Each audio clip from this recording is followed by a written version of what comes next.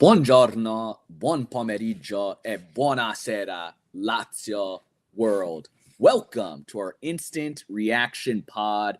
Consider this a little extra stoppage time as we review Napoli Lazio, second match in a week, in 3 days' time, against the same opponent in Napoli. One at home, one away, different lineups, different venues, same 3 points. Caleb, how you feeling after a match in which it seemed like the whole world was against Lazio, and you saw the narrative already kind of being spun after the result midweek? How you doing? Mhm. Oh man, I'm feeling good. I might be a little annoying on Twitter today. I'm not gonna lie. Well, we have every right to be after this week when it and man, it's just damn if it wasn't for Padma. like, you know, it's like one of those things where you just go, this is Lazio. But it's an incredible bounce back. It's back to back wins against Napoli, who we have fared pretty decently against in the past few years. But let's jump right into this thing with the starting 11. Nuno Tavares back. Romagnoli and Gila paired at center back. Marusic getting the nod, as you and I talked about in our last episode, over Did. Lazza get that right back. We saw Dele Bashiru paired with Genduzi, Dia, Isaacson, and then Tati and Zakani in a 4-2-3-1 for this. This match, you see it right off the bat. Provedel, 3 minutes in, forced to make a really, really big save. But then, kind of easing into that first 45, you saw shifts in momentum. You saw a brief period of Napoli pressure. The first 10 minutes or so, you started to wonder whether Lazio was up for it. Napoli clearly a different side. And then all of a sudden, Lazio sees themselves into it. 20 minutes in, Isaacson, really well done, cuts in, takes a shot. And this was kind of started with a nice Tati pass, but forcing a magnificent save from Meret. And then back to Napoli, putting the pressure to close out that half. I thought it was a first 45 of a chess match. I thought it was two sides looking relatively even. And again, you saw the momentum swing back and forth. My biggest gripe, which was probably what most had to complain about in that first 45, was refereeing decisions. We'll spend some time on that, and then you go into the second half, and it's Lazio with the clear chances.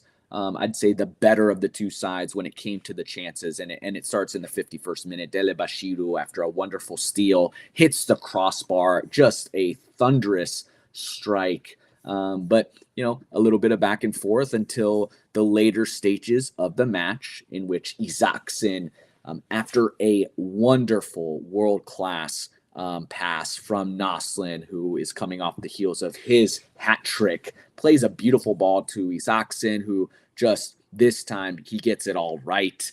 And back of the net, 1-0 Lazio, who used their patience and who really uses their just I don't know what it is. It's just a team that has their head on straight to see this one out in a 1-0 victory. Caleb, your 3 words or less to describe this match. My 3 words are Lazio or legit. You know, How there legit, were Caleb? Let's hear it. How legit? we need to see Inter first. Fair enough. But my 3 words are Lazio are legit. There are a lot of questions coming into this match and a lot of narratives being spun that it was a bit of a fluke. We did play an entirely different team, to be fair, but it turns out we can beat the B team and we can beat the A team. We proved it. I think a lot of Serie A fans may be surprised by this. I'm not so much, to be honest. I have a lot of belief in this team, and today they made a big statement, and yeah, we lost points against Parma, and Napoli was sort of seen as, hey, can we get anything bonus there? But hey, I mean, we got all 3 points making up for that, to a degree in the Parma loss, right? But this is a 6 point game. We take away points from them, and we get those points instead, which could make a difference at the end of the season. And yeah, I think this is a big statement win for the team. Well, Perozzi on YouTube wants to know, we're within 3 points of the title race. Should we start getting hopeful? Hopeful is not the right word. I would say we absolutely have the ability to be hanging around in these spots. I think for the rest of the year, assuming we get some midfielders in January. Yeah, a long season, and we'll talk about kind of maybe a point system to credit kind of how hopeful or how legit we are, and we'll talk about that here in a few minutes. But my 3 words dramatically shifted from that first 45 up until the goal. I was maybe harping too much on the refereeing. You and I were texting with a group. It just was beyond frustrating. It seemed to me that the ref really wanted to imprint this match, and it was affecting a ton. Right, we already see how it's affected our future matches where we're without Tati for Inter, and it just seems like a tale of completely two ways to ref this. You see Cavara who is knocked or touched and it's whistled, and you see yellows to Lazio, and you see studs up moments. Where Di Lorenzo goes up, studs up on Nuno. There's no yellow there, and so that was really frustrated. I'm actually absolutely shocked that we weren't issued a penalty against us. In those later stages of the match, I just thought the script was in, but thankfully no drama in this one. So, I switched my 3 words to be smart, patient, and aggressive. Really saw those 3 things come to life with this Lazio side. You saw a side that, it just no mistakes. And it's going to be tough when we talk about Bidone because nobody made any catastrophic mistakes. I was really, really shocked because in these matches in the past, where we feel really good or we hit the post, right? You have Dele Bashiru hit the post. And then how often in the past have we been this close? And then we turn around on the other end and it's like a silly mistake. We get caught on a counter. Lukaku, finds a way. And it was just clean and smart. Every time we got the ball in our own end, even with Napoli pressure, you saw, Guendouzi just making smart passes, keeping possession. I thought the patience was there when Naslin had that ball, right? He's got defenders draped about him. He does a nice little turn of the shoulders, turns around, makes the pass to Isaksen, and then aggressive.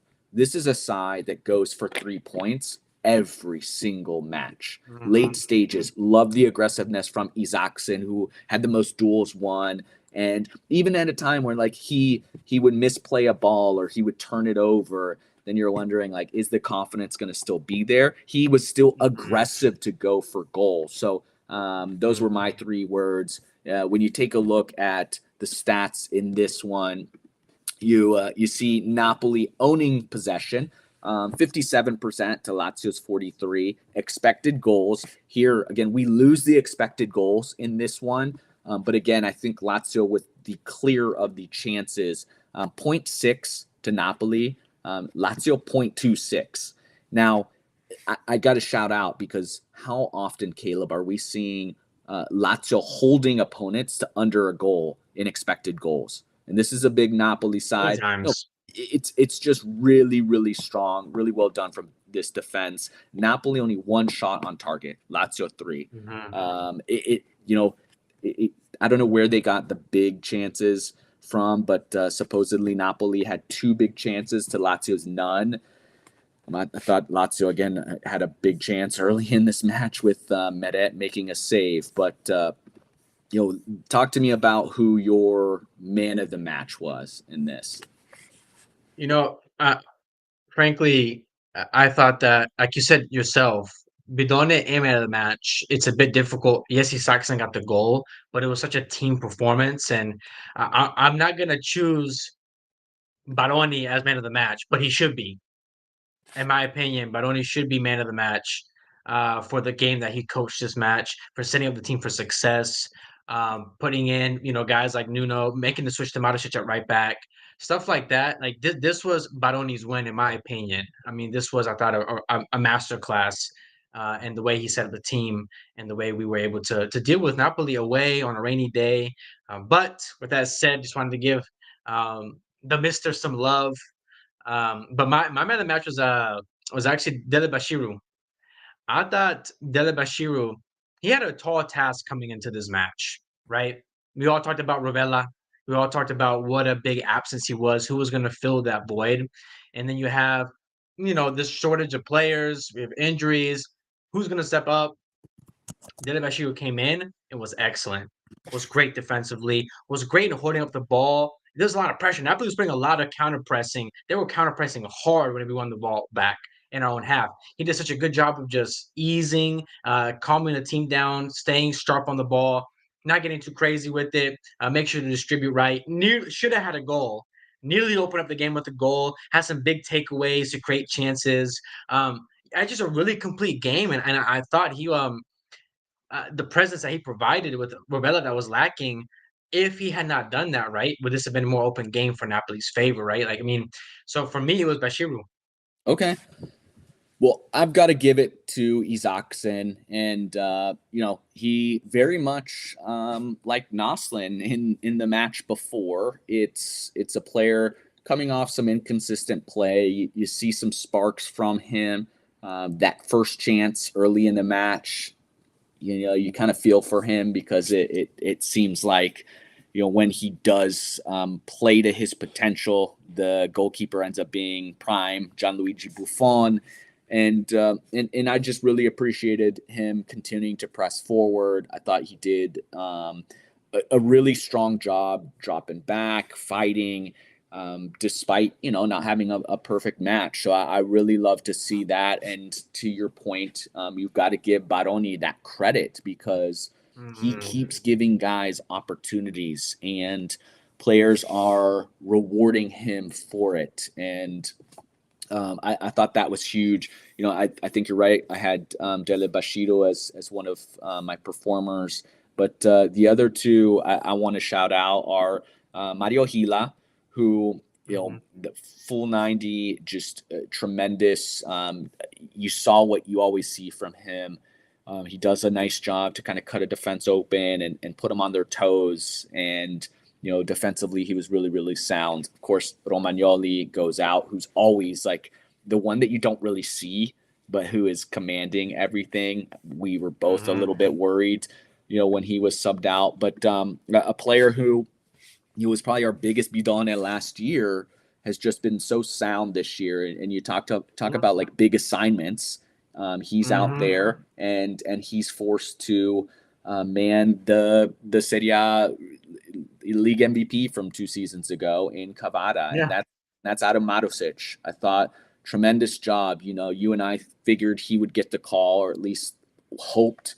Just to have somebody that's a little bit Mhm. more sound defensively. It's just a little bit stronger to match up with Lukaku, but here he is, being marked on a player that's real shifty and crafty and that is Mhm. really good about getting by guys. And I don't know, I can't recall one time, Caleb, that Kavara beat Marusic cleanly. So real, I'm giving my man of the match to Isaacson, very very well deserved. But man, I love what I saw from Marusic today. What'd you think? Nah, I'm glad that you gave Madison some love. Like I said, this game was just it's just a really just a team effort. Another name that comes to my mind is Akanyi. Akanyi may Yeah. not have been on the attacking front as much, but the work that he does to keep, I don't think people this goes really unnoticed from Zakanyi, but Zakanyi is genuinely one of the best dribblers in the world right now. I mean, just period. The way he's able to take a touch under pressure. We're talking like two guys jump him, being able to get out of the pressure, pass it back to his fullback to keep possession. Like that work he does that every single game. And Yep. you have a real luck, Isaacson, he's good on the break, but in those situations, Isaacson doesn't really get out, right? a guy like Zach, and many wingers, many wingers in the world don't get out of situations as Zakanya does, but Zakanya is able to alleviate a lot of pressure, keep the team ticking in his own way, even if he's not getting involved in the attack, with just being able to hold the ball up, take a little touch pass, 1, 2 guys, boom, it's open now. Then he does so much for this team on both ends of the ball, and I thought he was really sharp today. Zaccagni is the perfect captain. I love this guy. I mean, how many number 10s, how many wingers, how many players that are kind of given the reins, particularly when you're in that attacking position, do you see doing some of the dirty work? I mean, late in the match, up a goal, we're fighting to hold on to a lead, and your number 10 is out there stretching to cut off passes. That diving stretch that he had to cut off the pass late stages, that to me is why he is the captain. And it's also clear he is a player. Clearly, he's not gonna. I mean, look, he's a player that racks up goals and can put up some of those numbers. But in similar fashion, where like Rovella, unless you're watching Lazio matches, you're not going to see it pop off on a stat sheet. So people are just Yeah, morons, exactly. right? They're not going to give them Mhm, the right credit. Zaccagni is a player who's mhm, not getting due credit, and he does so much. He's a player that you mhm, just love to have on your team because he's got the mm, world class finishing ability and then does those other things. He's not a prima donna. He's not somebody like Luis Alberto who's going to cause any problems. You sub mhm, him off, no complaints. You give him some rest. You ask him to do the dirty work. You see him in different mhm, areas of the pitch, which makes it a little bit more mhm. frustrating for me why he's not getting a call up because he's not just a left winger. Like he can do Right. other things. Oh yeah. Love him as a player. And how many? I said this in our text group. How many wingers in Serie A are consistently beating their man like he does? I Man, mean, I'm telling you, like Zakanya is a guy you cannot 1v1 Zakanya. There's a reason why Zakanya gets double teamed every single game and is getting fouled. He's got to be one of them. I think there was a stat a year or two ago that he was he one was of the the most most fouled fouled. players in the Yep, league in in Europe. I top mean, five. Yeah, and and it he's wouldn't surprise still, me that he's even still with there. that, he still does not get the calls that somebody Mm, like a Cavada gets. And if he was wearing any other shirt, he would be on every Serie A top 11. He'd be a mhm. $70 million player, which is fine. We get to he's ours. Yeah, But that's true. he's Yeah. just a player that and just in today's game, it's hard to find wingers that are like that, right? You see so many that are just, they're not going to do anything else. They're going to do your typical stuff. But when Lazio need it, he puts his head down. He beats his man off the dribble. He'll fight. He'll help cover Nuno, on that left side. I just Mhm. I can't praise him enough. No, I love that we have. I love that we get to have him. I love that he seems happy as well, and I think that Baroni coming in and really entrusting with the captain's armband just even gets us more time with him. I wouldn't be surprised if Zaccagni retires with us, right? Yeah. Which is, I would love for Zaccagni to be Pedro at 37. Coming in as would love that. Yep. Yep. Well, look, now the harder conversation because we talked about it. I tweeted Undici Leoni in this one. It really was 11 Lions on the pitch fighting, really, really well done. But Bidone, who was the underperformer in this? I have two, but yeah, who did you have? I have two as well, and they play the same role, Dia and Tati. Yep, same. Two different And reasons. Maybe Dia was a little bit more like invisible. Tati I, like a little Dia, bit more okay, so inserted. I'll talk about Dia. You talk about Tati. Okay. For Tati, it was I thought he was a little bit more noticed than Dia. Like Dia was virtually invisible to me. Mhm, Tati, you have you know, you have that aerial opportunity early in the match where he mhm. goes just wide. Couldn't tell if he was trying to I pass think it. he was passing Was an he idea, trying to pass but it right? It's just a smidge off, which is often the case with Tati. But then I just didn't see enough of him to mhm, make up for anything else. Like you just didn't. Usually you have a bit more like a bit more frustrations with him. Wasn't as frustrated with him today, but that's maybe a bad thing because he just wasn't in and around and creating much. None of the Mhm. opportunities that you look at and say, I remember this opportunity, this opportunity, this opportunity involved he or Dia. Um, Mhm. I mean, even in the when Dele Bashiru, hits the post, I don't remember seeing Tati in the frame of play at all. I do remember Dia making a cut, like he was running to Bashiru's right. I thought maybe Dele Bashiru could Mhm. have played him. But yeah, and then he picks up that yellow, which I did think Peter here, Antonio on YouTube says his bidones Tati with that yellow card. A bit harsh. I thought it was a soft yellow, but it didn't help any. So Yeah, that's fair. But I think when it comes to Tati being the lead guy for up top, I sort of a similar situation with Lukaku on the other end. oh, I just thought absolutely. it was just I just thought both teams were just so locked in. Napoli, to their credit, were also defensively really sound, as you expect from a Conte team. Very sound, very organized. It was very difficult to break them down. They were giving nothing centrally. And the reason I think that we struggle to even evolve Tati as much as he normally is, good or bad, is I think Dia. I think that that's Dia's job. Dia has had games where he's been really good for us as that sort of second striker who just receives the ball in the middle of the park, holds up, find and releases Akanji or Isaacson or center mid, and we get our attack going. Dia has been really important in that sort of role for us, and I thought he was largely not present in that spot. And credit again to Napoli for taking away part of that space, but I also think the times that he did get the ball in those spaces, it was a poor pass. He wasn't holding on to the ball as well as he has in the past. Um, and like he had that yellow card. I don't think it was yellow either. I think that was a soft yellow call on Dia.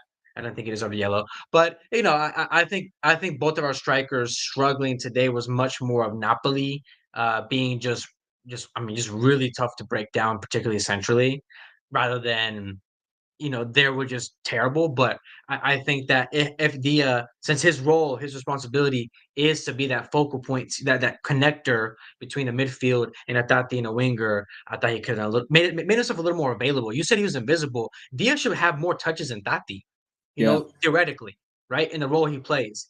It should be Dia getting most of the touches, and then Tati gets the occasional ones here and there. Yeah, and it He was saw. reversed today. Dia had Mhm. 21 touches to Tati's 24. Dia There you Dia go. was slightly sharper in his passing than Mhm. Tati was.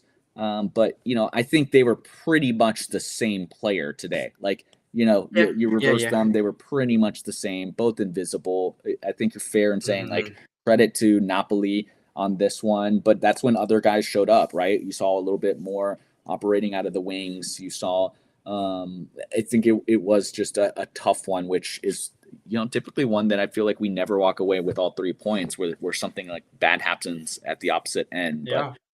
here we are, live look at the table. You know, it's it's Atalanta now in sole possession of first place with 34 points, having played 15 matches. Napoli Mhm. at 32 points in second. Mhm. And then you have three sides level. So three teams tied for third, you could say. Inter Mm. at 31 points, who have only played 14 because of the postponed match against Fiorentina, who also have only played 14, sitting at 31 points. And then Lazio, having played 15 at 31 points. So we are in a three-way tie currently for third place with 31 points. Unfortunately, those two sides ahead of us um, have a match in hand, but they do have to play each other. So, I was say they'll at least cannibalize each other. exactly. And then, a little bit of space between us and Juve having fallen over the weekend, and a little bit of distance now between Milan. Again, just insane. And I don't, not even worth mentioning Roma. They're playing in a completely another league. They're They're fortunate fighting for City B right Serie now. B at this point. Madonna, like they they're just lucky to still be. I mean, they picked up a big 3 points that keeps them out of the relegation zone. So, here we are. um, but yeah, look. So I know the question is like, how hopeful are we, Caleb? You take a look at those at our points totals. You take a look at who we dropped points versus who we picked up points against, and then you take a look at the fixture list ahead, which in review, we've got Ajax on Thursday, then on Monday. So our next Serie A match, Monday, December 16th, against Inter. You could say a break on the 21st against Lecce, and then it is Atalanta, league leaders Atalanta, and then the Derby. How hopeful, how realistic, what should we be thinking? What should our expectations as Laziali be today?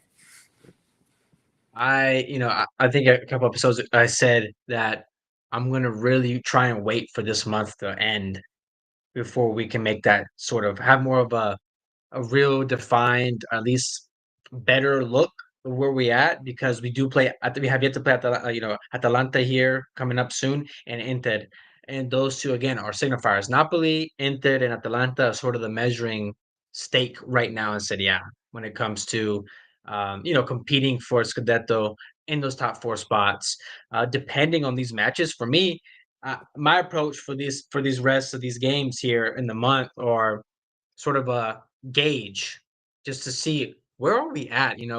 Do we need to start getting hopeful? I think it's still too early. I think it's still too early to tell where we need to be. However, with that said, I strongly believe this team is capable of beating an Atalanta or an Inter on their best day, and I don't think that gap in quality and ability is as big as maybe some people may think it is. Um, Yeah, this team is a really good team. This is a difference. I think a difference between Lazio and a lot of other teams in Serie A is we are not player dependent. We are a team. Napoli look like trash without Cavada and Lukaku. I mean, look unrecognizable without them, right? And there are players on these other sides. Atalanta not so much. I think they've done a really good job of being sort of more team oriented, but there I think we are less so dependent on players and their form and more so of a team, and that bodes well in the long term in this long race to the end of the season. yeah, it's such a magnificent point, Caleb. And it's why this team is so fun because it's not reliant. We're seeing players step up every match. Just you mentioned Napoli. Forget Napoli. Just this Lazio side. The past few years, and it's no knock to it. My maybe my favorite Lazio player of all time, and Ciro Immobile, just falling in love with him. Over these past few years, and him dragging a Lazio side that wasn't quite ready to compete, Yeah, and bringing us 100%. back to Champions League. That was tremendously fun to watch. But Hmm. if he was reliable, so we were fortunate that we didn't really have too many spells without him until those last 2 seasons, and you saw it kind of crumble. So it's been really fun to watch players step up. It's been fun to see the revival of Pedro. It's it's going to take matches like this for everybody else to start paying attention to what we see every single match. But it's I'm only going to be more upset now if we don't get the love and the respect from pundits. Just even hearing some of the guys on CBS that were doing the pregame show, it's like the stats are there that are showing that we're third in goals scored, chances created, all the metrics that are there showing what a dangerous side we are, top of the Europa Hmm. League table, all these things that show after 15 matches. It's not an accident. Players going down, injuries, swapping out. Hmm. We've got Hisai in the game, and we're still producing. It's about time to recognize that. Yeah, we'll wait before we start talking about Scudetto. We're not going to be stupid, right? We know we have big matches yet to play, but this is, like you said, the gap in an Atalanta and us is not Hmm. nobody's shocked. Nobody should be shocked if we go into a match and pick up 3 points. And then you talk about the fact that Milan is kind of out of it. They're struggling. Juve can't win a match to save their lives, which does make it more frustrating that those teams are out of it, and yet we're still on the outside. Like, we're not top 4 yet, which is insane. But slow and steady. Just keep doing this. Keep playing the way we're playing. The results hopefully keep following. And for a team to not lose their heads when you start seeing those yellows mount up and the fouls go against them, that's what's been really impressive to me, is if they can keep patient and if they can keep their heads, sky's the limit. I mean, we should be thinking top 4. I think that's fair, right?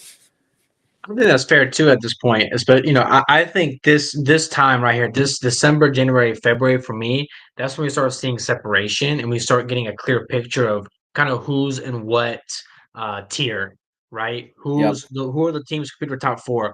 Who are the Europa League? Who are the ones competing for those last 2 Europa League spots? Who's fighting for relegation?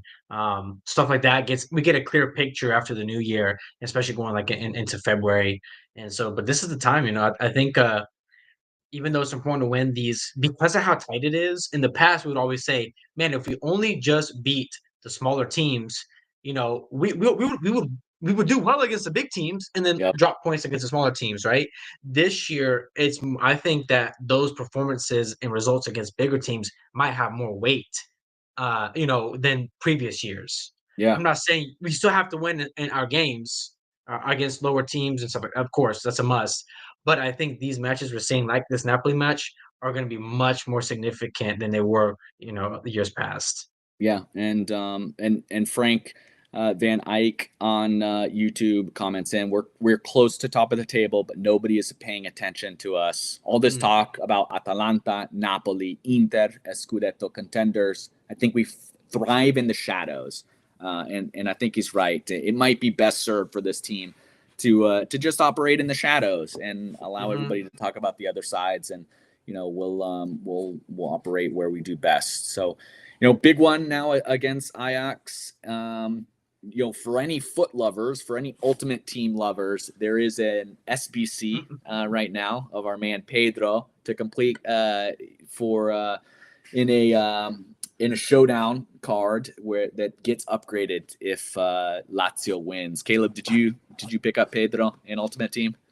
Oh man, of course. I got Pedro, and I'm working as a Kanye Evo right now. Okay, my It's Zakanye Evo the only is thing that through really the keeps roof. me on FIFA. I'm not really playing games. I'm just getting Lazio players. That's really all I'm doing. It's the only I'm reason just a I card turn on collector at this point. So, excited for Pedro.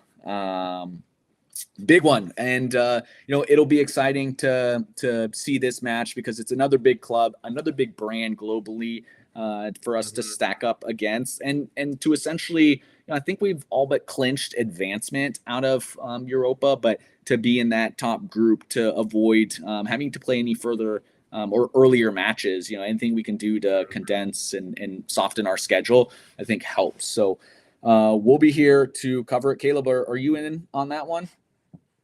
A little midweek action. It's Thursday, right? Yeah. I should be. I'm not Okay. gonna commit hard, but I think I will be good for Thursday. But I'm not committing hard to it. Okay. It's Okay. 50-50 right Well, now. it's a big one. Should be fun. I'm excited to see us stack up against them. And look, massive one.